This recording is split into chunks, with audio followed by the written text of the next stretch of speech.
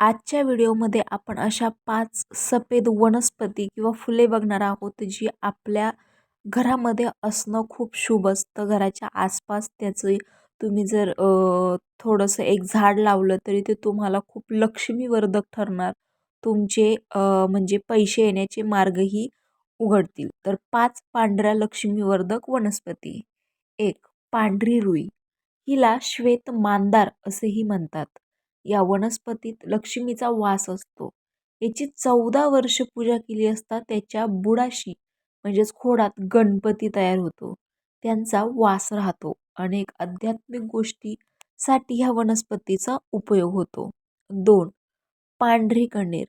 ही वनस्पती लक्ष्मीकारक असून हिच्या ठायी लक्ष्मीचा वास आहे. म्हणून ही वनस्पती घरात लावणे अत्यंत शुभ असते. याला शेवग्याच्या शेंगसारखी छोटीशी फलस्वरूपात शेंगही येते. आल्यास तिची पंचोपचार पूजा करून तिला तिजोरीत अथवा पूजेत ठेवावी. इतर उपयोग पुस्तकात आहेतच किंवा तुम्ही गुगल किंवा यूट्यूबवर सर्च करू शकता. 3.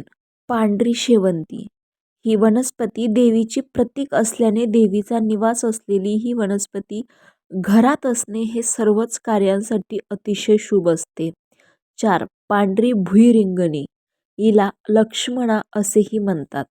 इंद्रजित व लक्ष्मण यांच्या युद्धात लक्ष्मणाला शक्ती लागून ते बेशुद्ध पडले होते. त्यावेळेस रामभक्त हनुमानाने द्रोणागिरी आणला असता त्यात संजीवनी नामक पांढरी भुईरिंगणी लक्ष्मणाला औषध स्वरूपात दिली होती, म्हणून तिला लक्ष्मणा असेही म्हणतात. हिला वांग्यासारखे पिवळे फळ येते.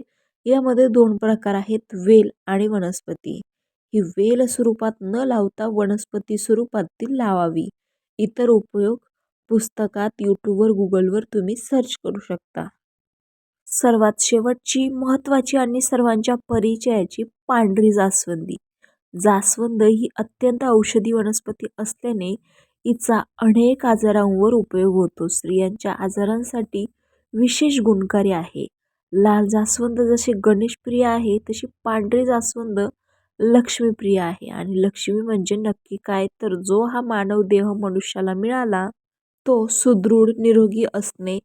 अशा या 5 वनस्पती घरात असणे अत्यंत शुभ असते. रामकृष्ण हरी.